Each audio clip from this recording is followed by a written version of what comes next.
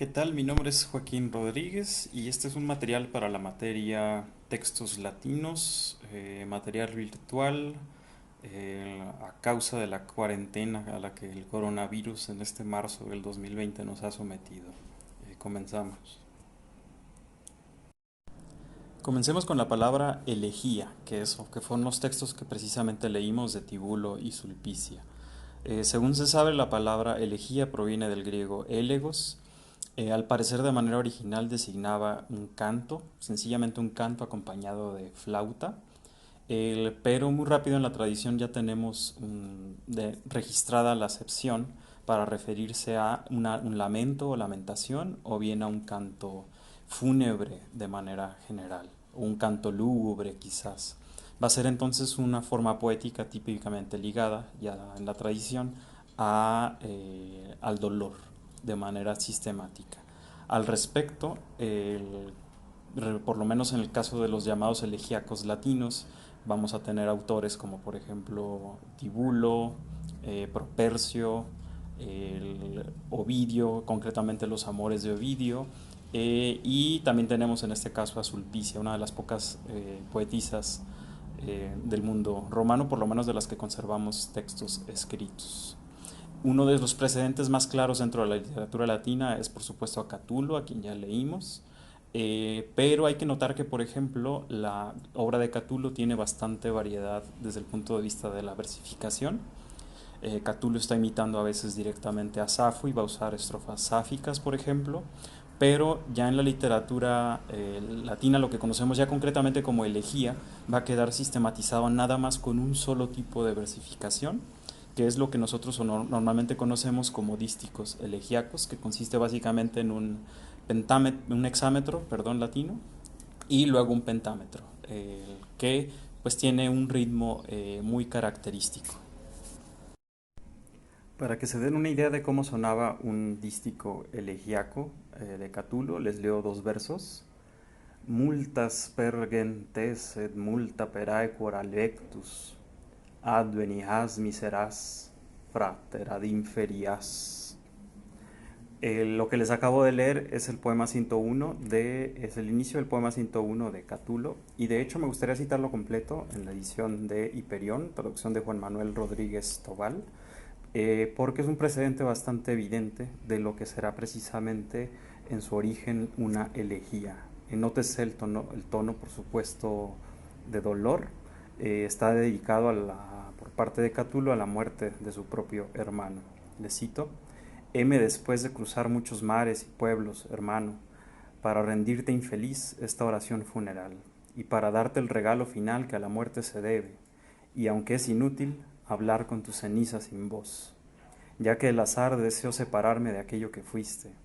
Ay, pobre hermano, qué mal te han arrancado de mí. Ahora recibe entre tanto las tristes ofrendas de siempre, que la costumbre dejó para a los muertos honrar. Toma estas pocas palabras en llanto fraterno anegadas. Ahora y por siempre salud tengas, hermano, y adiós. En el caso ya propiamente de los llamados elegíacos, porque normalmente no se considera Catulo un elegíaco, siempre se cita el carácter programático que va a tener la primera elegía del libro de Propercio, que algunos incluso titulan Locura de Amor. Les cito la edición, el inicio por lo menos de la edición de Gredos. Cintia fue la primera que me cautivó con sus ojos. Pobre de mí, no tocado antes por pasión alguna.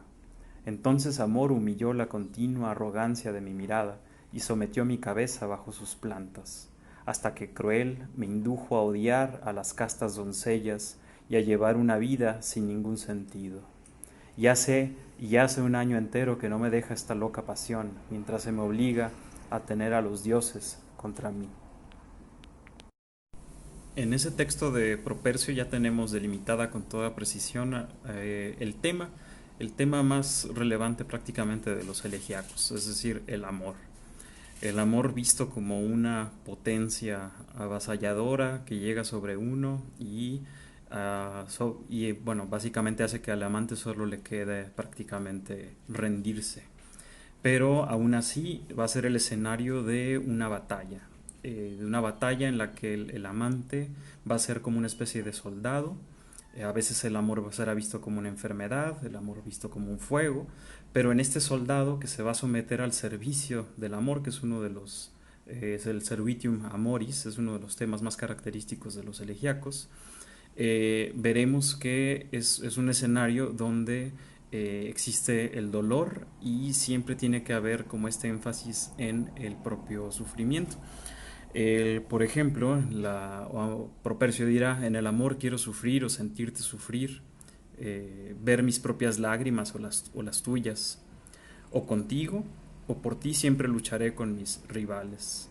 No me agrada la paz cuando se trata de ti. Y otro rasgo característico que siempre se suele comentar de los llamados elegíacos es la presencia de figuras como arquetípicas o más bien de nombres en específico al que el poeta siempre le va a estar cantando. Así como Catulo tenía a Lesbia, que como se sabe podría o no encubrir a una figura histórica llamada Clodia. El Propercio le cantará a Cintia, Tibulo tendrá a Delia, Ovidio le cantará a Corina, por ejemplo, ¿no? En lo cual pues tiene mucho influjo en la tradición literaria. Estoy pensando concretamente en ya el Renacimiento. Petrarca le cantará a Laura, Dante a Beatriz y a partir de ahí prácticamente todos los inicios de la literatura, de la lírica italianizante en nuestra lengua, ¿no? Por ejemplo, en el siglo XVI van a estar marcadas precisamente por este tono. Al respecto solo hay que decir que pues en el caso por ejemplo de Tibulo pues ni siquiera es nada más Delia la única la que le canta. Por ejemplo leímos los poemas dedicados a Marato, que es un puer, un jovencito, o también tenemos los poemas que le dedicó una tal Némesis, que podría encubrir, por supuesto, podría ser una especie como de personificación de algo más abstracto o general, o bien encubrir a alguien, porque Némesis remite en la literatura grecolatina o en la mitología grecolatina a la venganza o a la justicia divina, por así decirlo.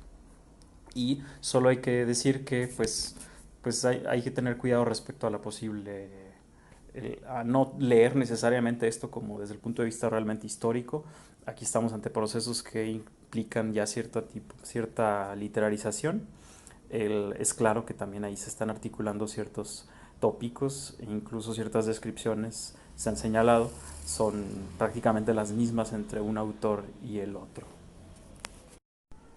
Y ahora sí, ahondando un poco más en el caso de lo que leímos, lo primero que fue a la obra de Tibulo. Por supuesto estamos ante un autor de la época de Augusto.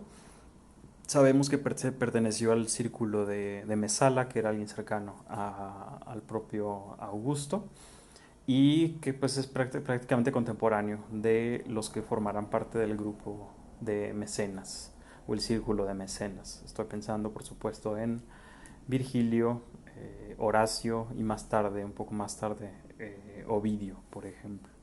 Se ha dicho, se suele decir que el primer libro, el total son 4 libros, el primero habría aparecido entre el 24 y el 26 antes de Cristo, el segundo tal vez en el 19, fecha que también se suele dar como para la muerte de Tibulo, y respecto a lo que se ha llamado como el Corpus Tibulianum, o el corpus, los 4 libros, es muy característico el juicio al respecto, de que los que realmente ameritan o valen la pena son los 2 primeros y el 3 y el 4 hubo cosas ahí como de bajo nivel.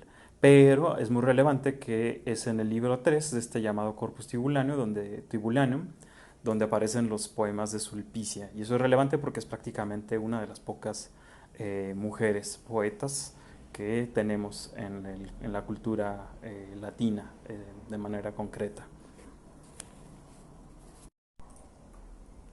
Pero hay que subrayar que a pesar de que los elegíacos tienen una tonalidad relativamente unificada, eso no impide que cada uno tenga un tono característico.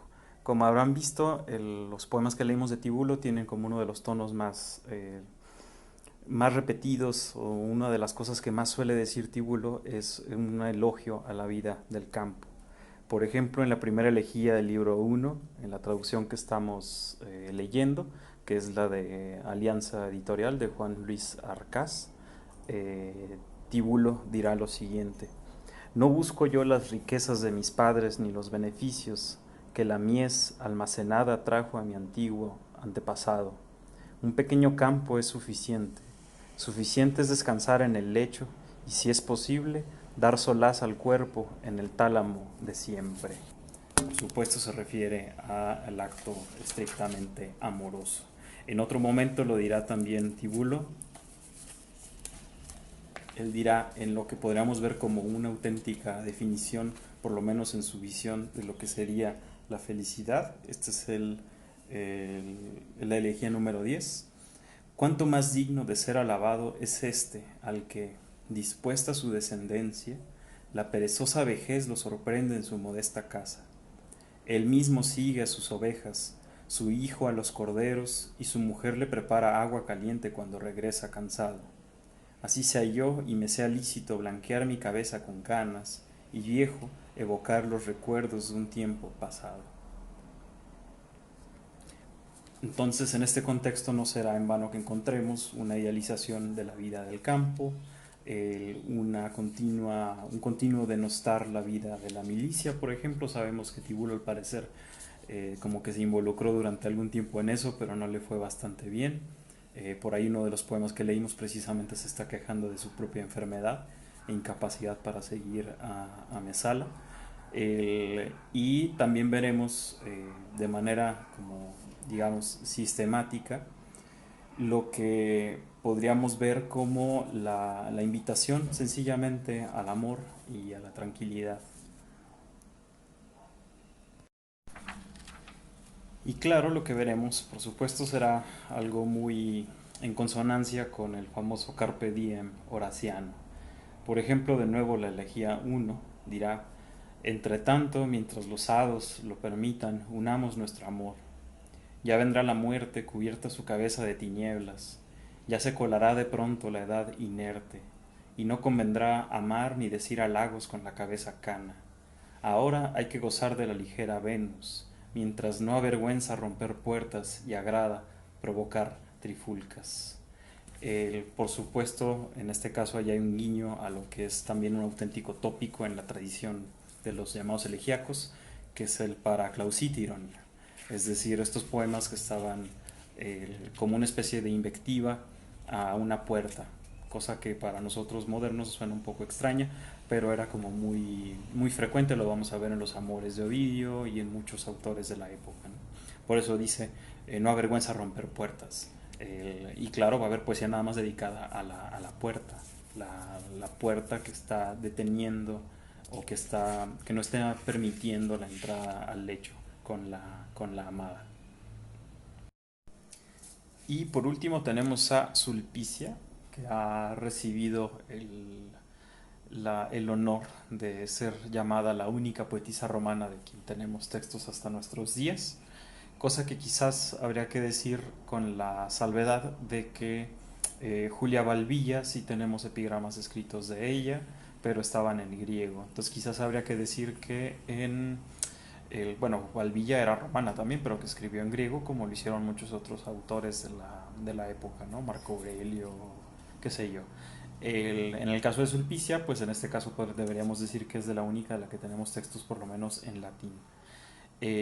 Sabemos que es de la época de Augusto, es muy cercana a Mesala, se ha dicho que es en este caso el propio Mesala su tío, que de alguna manera le habría servido como un tutor.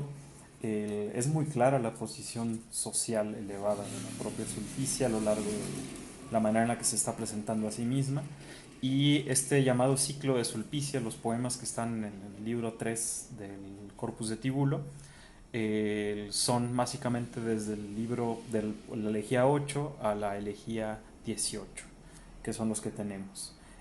Algunos han dicho que quizás los primeros no son propiamente de Sulpicia, sino escritos por alguien más, retratando o teniendo a Sulpicia como tema o personaje principal, Pero en todo caso, de hecho, por ejemplo, desde el poema 9 que el traductor titula Amor a toda costa, es muy clara una voz poética femenina. En versos, por ejemplo, donde dice Ipsa ego per montes retia torta feram, ipsa ego velocis quaeram vestigi acerbi. Y por supuesto le está diciendo, yo misma llevaré las retorcidas redes a través de los montes, yo misma buscaré las huellas de un ciervo veloz. Y si recuerdan, ese poema es uno muy notable que Sulpicia le dedica a Cerinto para decirle no te vayas de casa, más bien quédate conmigo, que es con lo que cierra el poema, diciendo, mas tú deja tu afán por la casa a tu padre, y raudo, apresúrate tú mismo a mi pecho. Lo notable, en mi opinión, de este poema es una invitación, es que es una invitación directa al amor y al placer puramente carnal, desde una voz femenina, y también de alguna manera vemos que predomina el tono del Carmen, el poema. Recuerden, Carmen en latín significa poema, pero no solo eso, sino también está relacionado con lo que ahora podríamos llamar como hechizo o canto mágico. No en vano es la misma raíz, recuerden, de la propia palabra charme en francés, que da lugar precisamente por la idea como de encantar, ¿no? Hay otros poemas de este ciclo que son verdaderamente notables, y me gustaría nada más comentar dos cosas más. Por ejemplo, el poema 12 es muy clara también el retrato de sí misma de Sulpicia como una docta puella, una niña, una chica que realmente ha estudiado, cosa que se deja entrever con toda precisión a través de la escritura de los textos. Pero, por ejemplo, así como poemas notables en mi opinión, el poema 16, donde Sulpicia reprocha a Cerinto con un tono de cierta soberbia sus coqueteos con una cortesana, donde vemos con toda claridad que la familia de Sulpicia, o por lo menos los cercanos, están de alguna manera preocupados por ella. Dice, se preocupan por mí aquellos para quienes el principal motivo de preocupación es que caiga en lecho desconocido, es decir, que yo caiga en un lecho desconocido. Y por ejemplo, me parece que el poema 18 también es bastante notable, donde vemos de hecho con toda precisión el retrato como de pues de una psicología que está dividida, cosa típica de lo que vemos en toda la imaginería que está de fondo en torno al amor en los elegíacos, donde el deseo quizás está por un lado, el deber está por otro, y el deseo a veces va acompañado de una especie como de sufrimiento o tormento que se puede volver placentero. Esta como división de la persona la tenemos muy clara en este poema. Les cito de nuevo la traducción que estamos usando. Ojalá no te sea otra vez, luz de mis ojos, una febril preocupación. Quiere decir que yo no sea una febril preocupación, como me parece habértelo sido hace unos pocos días. Si, necia, he cometido alguna falta a lo largo de toda mi juventud, de esa confieso no haber sentido más vergüenza que el haberte dejado solo la noche pasada queriendo ocultar mi pasión. Eso dice el poema 18 de Sulpicia. Y con esto cerramos esta sesión virtual sobre las elegías de Tibulo y Sulpicia. Solo me queda decirles que, bueno, conocer a los elegíacos es relevante porque van a tener una influencia extraordinaria en la literatura, en nuestra lengua. Y ahora de manera concreta estoy pensando en, por ejemplo, en el Renacimiento, el punto de arranque de la literatura o de la poesía que se ha llamado italianizante en español, que estoy pensando por supuesto en Garcilaso o en Boscán.